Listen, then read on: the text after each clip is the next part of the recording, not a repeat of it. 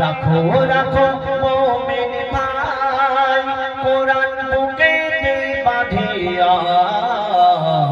অবহেলায় রাখিলে কোরআন দেবে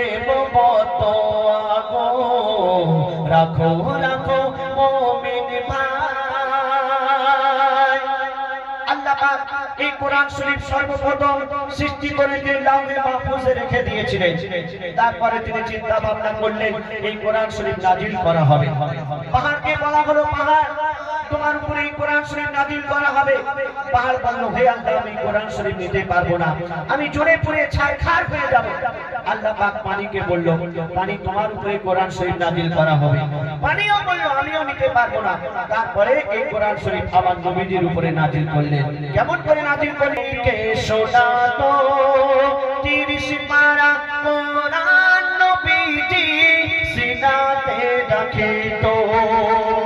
আর 23 বছর ধরে দুনিয়ার কোরআন নাজিল হলো গেঁথেছিল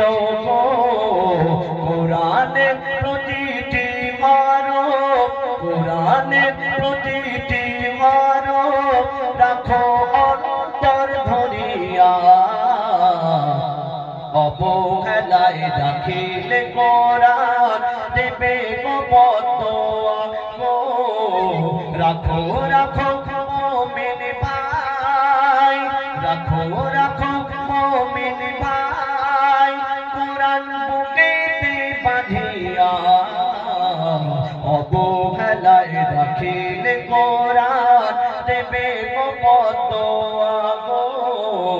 রাখো রাখো মুমিন ভাই এই কোরআন শরীফ যদি আপনার ঘরে রাখে প্রতিনিয়ত পাঠ করে আল্লাহ খোদার প্যারা পড়ে যে মুসলমান কোরআন সে তো খোদার প্যারা যত্ন করে রাখিলে ঘরে আসবে ফেরেশতারা আর ঘরে হবে জান্নাতের সমান কোরআনের মসজিদায় ঘরে হবে জান্নাতের সমান কোরআনের মসজিদায় 70,000 ফেরেশতা সে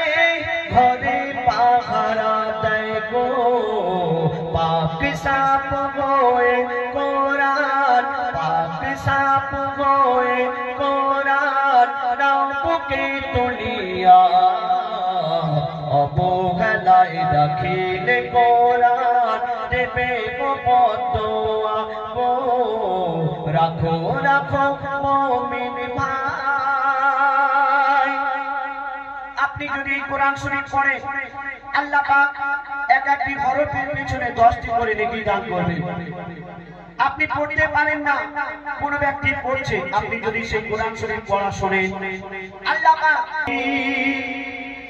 কোরআন হলো নেকির পাহাড় কোরআন হলো নদী প্রতি কথায় পাবে নেকি কোরআন পড়ো যদি আর কোরআন দেখলে নেকি হবে কোরআন শুনলে